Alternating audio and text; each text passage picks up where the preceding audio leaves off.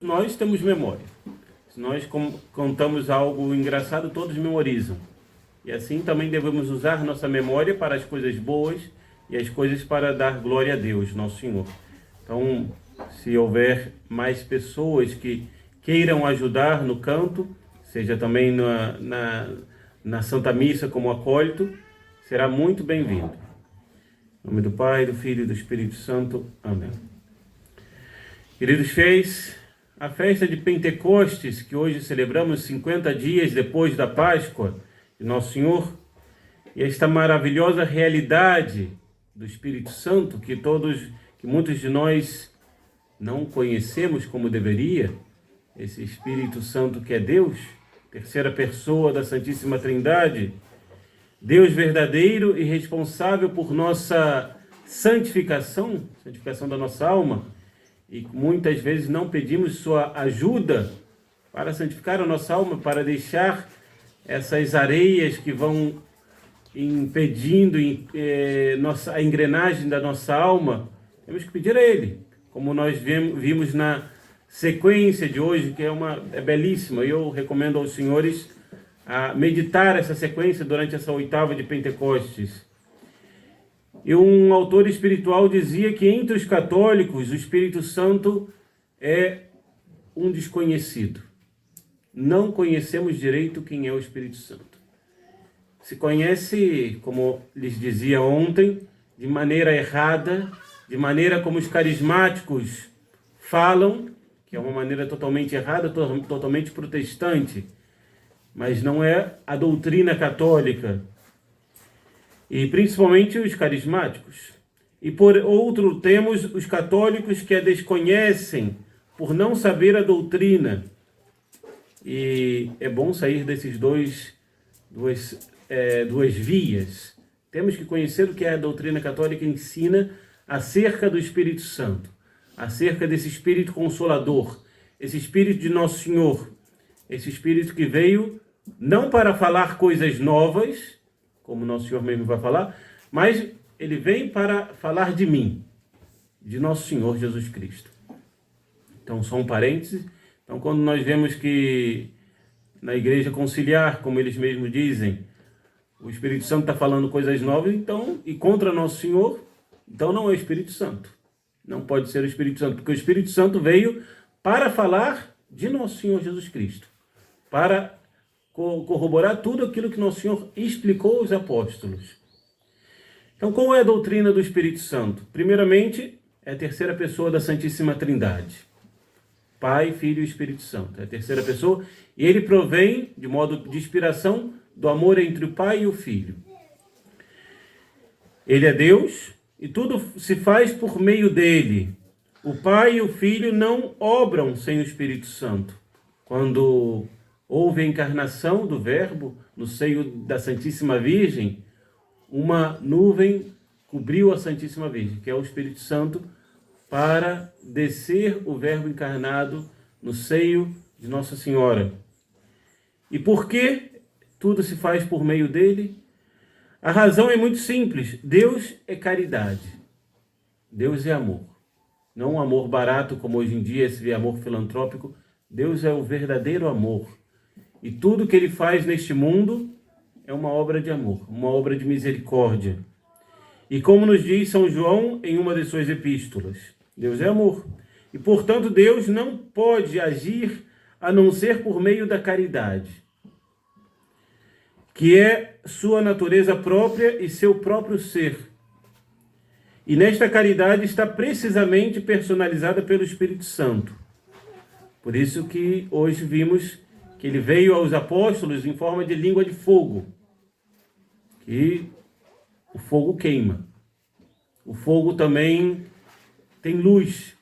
E o Espírito Santo vem abrasar nosso coração com o fogo dessa caridade de Deus e vem iluminar nossa mente das trevas do nosso pecado, da ignorância dos nossos pecados. E portanto, nenhum dos dois pode fazer alguma coisa senão através de seu amor, ou seja, através do Espírito Santo. Mas quais são os efeitos do Espírito Santo em nós? O que o Espírito Santo vai fazer em nossa alma?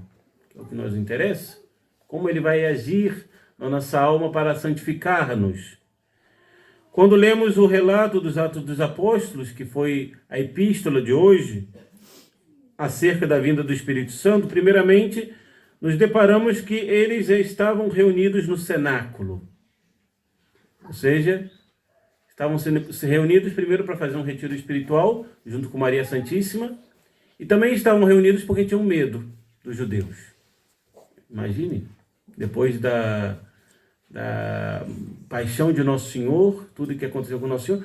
Sim, Nosso Senhor ressuscitou, Nosso Senhor teve um período que passou com eles 40 dias, mas não sempre, ou seja, eram aparições intermitentes de Nosso Senhor, junto aos apóstolos, para consolá-los, para explicar sobre o reino de Deus, que é a igreja, mas eram coisas intermitentes. E logo depois, 40 dias, Nosso Senhor sobe aos céus. Eles ficam lá, eles estavam com medo. O que os judeus vão falar? Os judeus vão me matar, tudo. Eram medrosos, os apóstolos. Estavam reunidos em oração, junto com Maria Santíssima, estavam fazendo um retiro. E de repente, vem um vento impetuoso, que naquela casa onde eles estavam, e um fogo, línguas de fogo caem sobre a cabeça de cada um deles que estavam ali. De repente, São Pedro sai, e todos saem, e os vizinhos, não sabendo, escutaram um vento, escutaram um barulho, pensaram, estão bêbados. Beberam demasiado e estão fazendo loucura. Tanto que São Pedro vai falar na sua primeiro sermão, nós não estamos bêbados, são as 9 horas da manhã, por favor. Aí São Pedro vai falar de Nosso Senhor Jesus Cristo. E falar de Nosso Senhor Jesus Cristo crucificado, sem medo algum. E só nessa pregação, muitíssimos se convertem. Então, um dos efeitos é a coragem, a fortaleza. Logo depois da descida do Espírito Santo, eles saem e começam a cantar a glória de Deus. E a partir daquele momento compreendem que para nós não havia nada mais belo, grande nem verdadeiro, a não ser amar a Deus, nosso Senhor. E amar a Deus com todas as suas consequências. E esse amor de Deus vai levar a consequências terríveis. Nós estamos sofrendo uma consequência delas aqui, que é celebrar a missa como numa catacumba. Seria interessante celebrar numa catedral, numa igreja antiga, bonita, mas porque nós amamos a Nosso Senhor Jesus Cristo, porque nós amamos a Santa Madre Igreja, estamos aqui, sofrendo essa perseguição. E grande em seu verdadeiro amar a Deus e cantar seus louvores e dar-lhes graças, porque Deus nos criou, nos redimiu por seu Filho e nos faz filhos de Deus. Outra consequência, nós somos filhos de Deus pelo batismo. Ou seja, nós temos uma grande honra de ser filhos de Nosso Senhor, filhos de Deus, e herdeiros do céu. Poder ir para o céu, ter essa possibilidade de ir ao céu, se nós morremos em graça de Deus. E compreenderam também, por meio do Espírito Santo, que o reinado de Nosso Senhor Jesus Cristo não era um reinado temporal. Os apóstolos vão perguntar ao Nosso Senhor, quando se restaurará o reino de Israel? Aí Nosso Senhor, não entenderam nada. O reinado não é neste mundo, meu reinado. No céu e nas almas.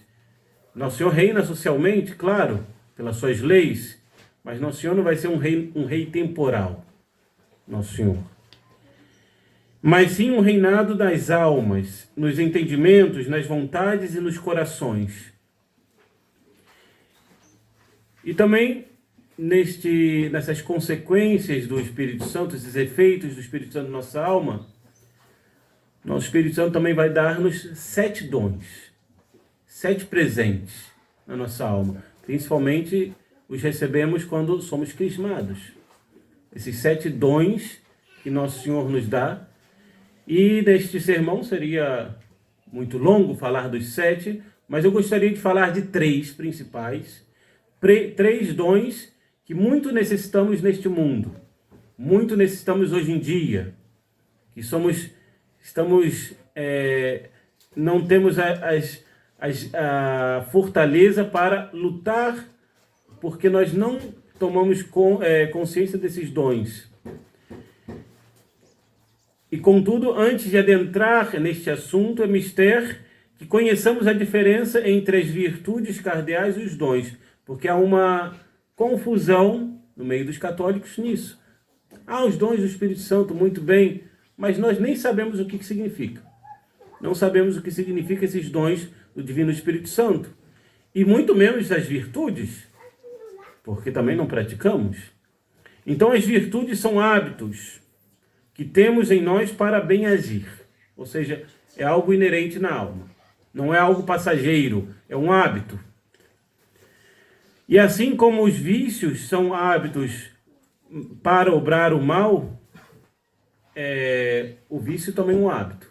Podemos dizer que o vício é uma segunda natureza na nossa alma, que nós sempre agimos da mesma forma porque não queremos tirar. Pois bem, não basta ter as virtudes, senão se requer exercê-las no momento concreto que necessitamos. Ou seja, devemos exercer a virtude. Muitas vezes nós pedimos a Deus, Nosso Senhor, a paciência. Senhor, dai-me a paciência, por favor. Já me dá agora a paciência. Nosso Senhor, tudo bem. Nosso Senhor vai dar-nos as ocasiões para praticar a paciência. Porque todas as virtudes sobrenaturais é necessário que Nosso Senhor dê a ocasião para praticar. Uma virtude natural, não. Eu posso praticar quando eu quero. Por isso que há pessoas que não são católicas e têm virtudes naturais. Mas as virtudes sobrenaturais é necessário que Nosso Senhor dê as ocasiões. Então, Nosso Senhor vai dar as ocasiões para a gente praticar a paciência. Nossa, depois que eu pedi a paciência, está impossível minha vida. Não queria paciência?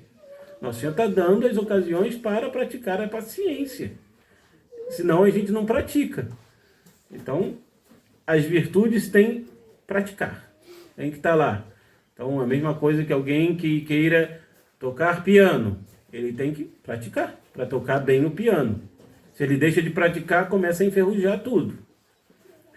E quando devemos praticar a virtude da temperança, por exemplo, ou da justiça, ou da prudência, necessitamos uma inspiração particular do Espírito Santo para saber exatamente o que devemos fazer. Então, Nosso Senhor vai dar o momento certo, a inspiração para praticar tal virtude, uma graça. E quais são os dons do Espírito Santo? O que são os dons, então? Já que vimos o que são as virtudes, agora os dons. Os dons do Espírito Santo são qualidades sobrenaturais.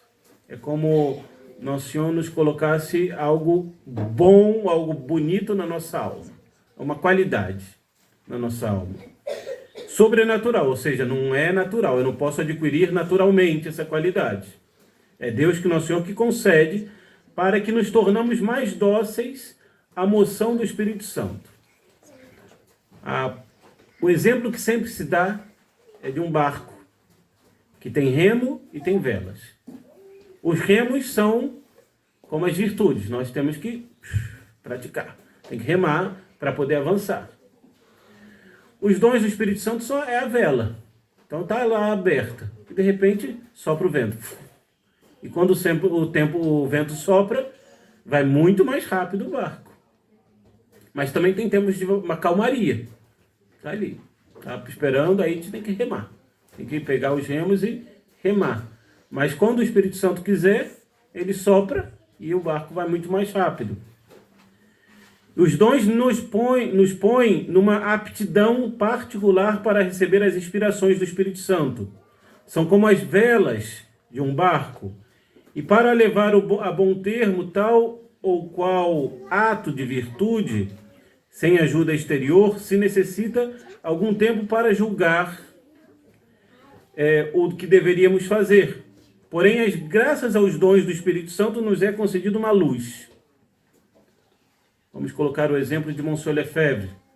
Nas sagrações episcopais, ele estava estudando o caso, já desde a década de 70. Parece que eu tenho que sagrar, e via as coisas, via o que não podia, os prós e os contras, tal. Quando vai chegando no final da década de 80, perto das sagrações, ele já tinha certeza, tenho que sagrar. Ele recebeu uma luz do Espírito Santo. O Espírito Santo o eleva e faz ver as coisas do modo de Deus. O modo de Deus. Olha, vem aqui. Te leva para uma montanha e você vai vendo as coisas do modo de Deus. Tem que sagrar. Mesma coisa que está em cima de uma montanha e a gente vê todo o vale. Tal cidade, tal outra, vê tudo do alto. Se a gente está na planície, a gente não percebe muito bem. A gente pode chegar a essa cidade, mas vai custar. No alto a gente consegue ver tudo. Assim também o Espírito Santo faz com cada um de nós. É o modo de Deus. O modo de ver as coisas do modo de Deus. E ao mesmo tempo um impulso para agir de modo virtuoso, rápido e eficaz. Ou seja, o dom vai levar-nos a agir imediatamente, de modo eficaz, como Monsieur Lefebvre. Ele, quando ele viu que tinha que sagrar, ele sagrou. Ele não ficou, sim, sagro, não sagro, vou esperar. Não, tem que sagrar. E de fato as pessoas falam que quando acabou as sagrações, ele estava com uma tranquilidade, uma paz muito grande. E como lhes disse, eu escolhi 3 dons para falar hoje. O dom do temor de Deus, o dom da fortaleza e o dom da inteligência. São 3 dons que necessitamos muito hoje em dia.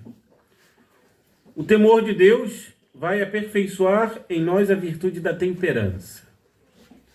Hoje em dia, o mundo moderno nos leva a ser intemperados, ou seja, ter o prazer sensual nos nossos sentidos de maneira desordenada. E a fortaleza vai levar-nos, o temor de Deus vai levar-nos a ter esse controle. E aqui não se trata do temor servil. Eu vou fazer isso por medo do castigo. Não. Se trata do temor filial a Deus Nosso Senhor. Incompatível com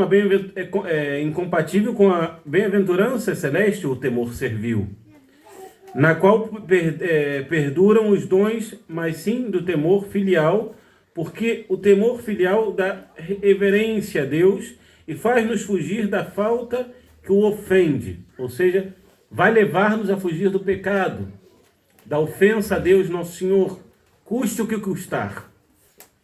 Se eu tiver que morrer para não pecar, eu vou fazer isso.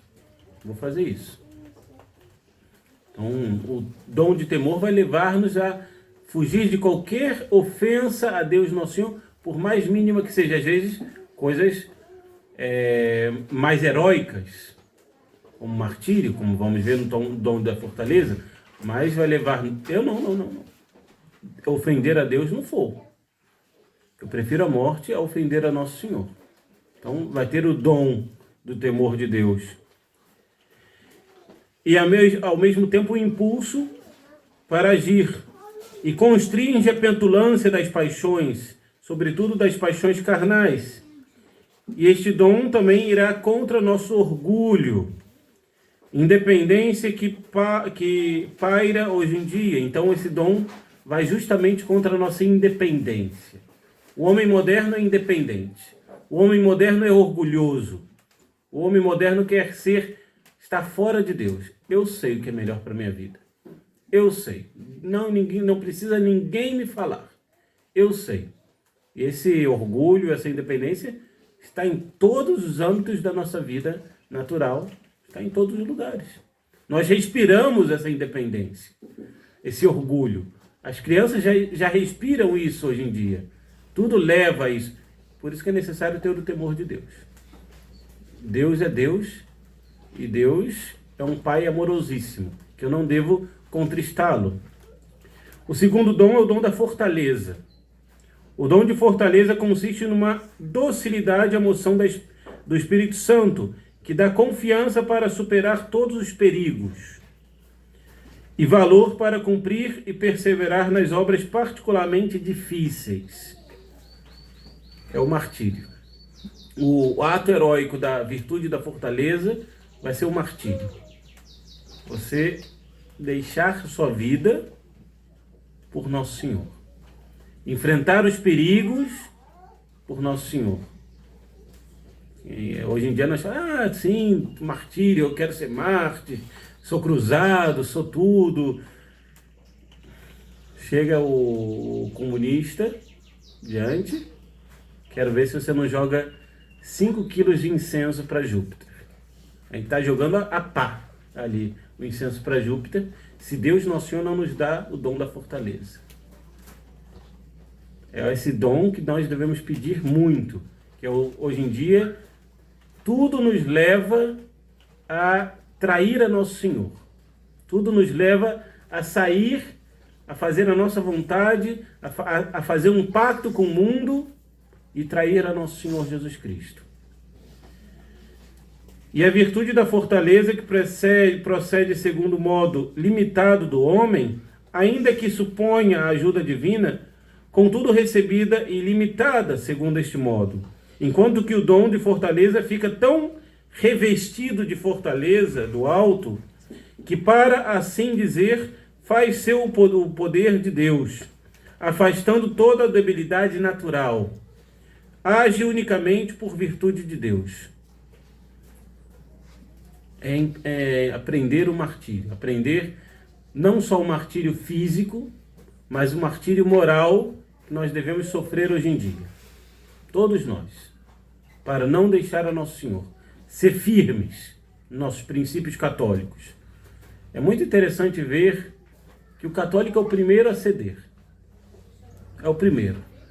Não posso me vestir bem porque não pode. Chega o muçulmano, ele se veste do sua veste, ninguém fala nada, mas o católico cede. O católico é o primeiro a ceder nas virtudes. É porque falta o dom da fortaleza. Falta esse dom e essa virtude da fortaleza também, de enfrentar os perigos, custe o que custar. E o terceiro dom é o dom da inteligência, que vai aperfeiçoar a virtude da fé. Mediante a fé, cremos no que Deus nos ensinou, mas o dom da inteligência nos ensina a ver as coisas do mesmo modo que Deus vê. Ou seja, ver as coisas de modo sobrenatural. Não de um modo naturalista, do nosso ponto de vista. Como se o nosso fim fosse este mundo. E se tivéssemos realmente este dom da inteligência, veríamos neste mundo todas as coisas do mesmo modo que Deus vê. E o que somos e o que devemos fazer para chegar ao céu. Esse dom, a fé, nos leva ao céu. Aquele que se afasta do mundo, das preocupações materiais e das preocupações carnais, vê a Deus e o contempla mais facilmente. E assim nos mostram os santos mediante o exemplo de sua vida. Não quero dizer que cada um deve ser agora um cartucho. E não posso mais ter preocupações materiais. Um pai de família vai pro mato fazer uma ermida, porque não. Preocupações materiais não posso. Não, pelo contrário, seria um pecado fazer isso. Nós não podemos nos apegar às coisas deste mundo. O apego às coisas deste mundo faz com que nós nos esquecemos de Deus. E o mundo moderno sabe disso. E ele vai, toma isso. Mas isso, você necessita. Como você não tem a última coisa, o último televisão, o último celular, a última... O mundo moderno vai tirando corda para nós. Nós vamos caindo, caindo, e não vemos as coisas diante do modo de Deus. Não temos a fé. Hoje em dia, um homem moderno é um homem sem fé ou um homem com a fé fraca. Porque não crê em Deus. Ah, sim, Deus. Mas sua fé é fraca. Sua fé é só algo superficial. O homem moderno crê na ciência, em todas as coisas deste mundo, mas não crê em Deus. Nós não conhecemos a Deus. Isso é prova que nós também não conhecemos o catecismo. Nós não conhecemos esse catecismo que nos ensina quem é Deus. Nós temos preguiça de estudar as coisas do céu, a doutrina católica. Ah, não, isso daí demora muito. Mas podemos passar horas lendo outras coisas. Mas o catecismo, quem é Deus, nós não queremos aprender. Não queremos estudar. E esse dom vai nos aproximar cada vez mais de Deus. Vai fazer com que nós conheçamos de uma maneira penetrante a Deus. Nosso Senhor que vai dar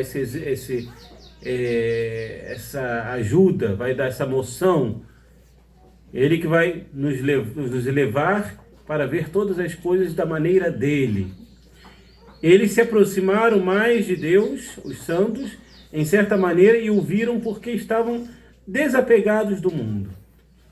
Então, desapegados do mundo. Então, isso deve ser nossa tarefa. Desapegar-nos do mundo e buscar a Deus, nosso Senhor, só. Não buscar outra coisa sem ser a Deus. E tudo que nós fazemos neste mundo, devemos fazer por Deus. Por Deus, nosso Senhor. Tendo a Deus como último fim. Se eu vou à missa, para agradar a Deus. Se eu vou ao trabalho, porque eu vou agradar a Deus, porque eu devo fazer isso, meu dever de Estado. O Senhor me pede isso. Se uma criança vai à escola, estuda, para agradar a Deus. É o dever de Estado da criança, estudar e agradar a Deus, nosso Senhor, neste modo. Então, todas as pequenas coisas deste mundo nós podemos fazer por amor de Deus. E assim vamos nos elevando, vamos desapegando nossa alma das coisas deste mundo e vamos nos apegar a Deus. E, como nosso Senhor falou hoje no Evangelho, viremos a Ele e faremos morada, ou seja, seremos verdadeiramente templos do Espírito Santo. Teremos o Espírito Santo habitado em nossa alma. Que em todas as almas dos justos, e todos aqueles que estão em graça de Deus, o Espírito Santo mora nessa alma. Porque a gente fala, a inabitação da Trindade é algo só para os santos, já na sétima morada. Não. Todos aqueles que estão em graça de Deus têm a inabitação trinitária na sua alma. Deus mora e por isso Deus nos eleva, nos santifica cada vez mais. Louvado seja nosso Senhor Jesus Cristo. Em nome do Pai, do Filho e do Espírito Santo. Amém.